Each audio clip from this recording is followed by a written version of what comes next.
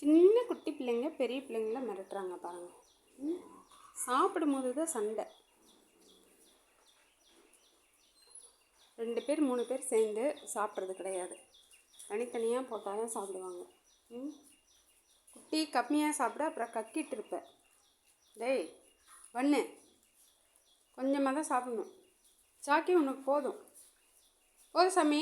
நீ அப்படி தான் அளவில்லாமல் சாப்பிட்டு அப்புறம் எல்லாம் கக்கிட்டு கிடப்பீங்க. என்ன பழக்கம் அது? போதும், அதை மட்டும் சாப்பிட்டு விடுங்க.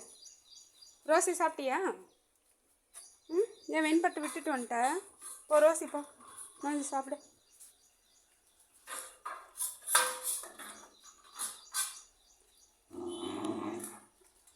இதுடா மகி, சாப்பாடு வேணும் போடுறேன் இருக்கணும்.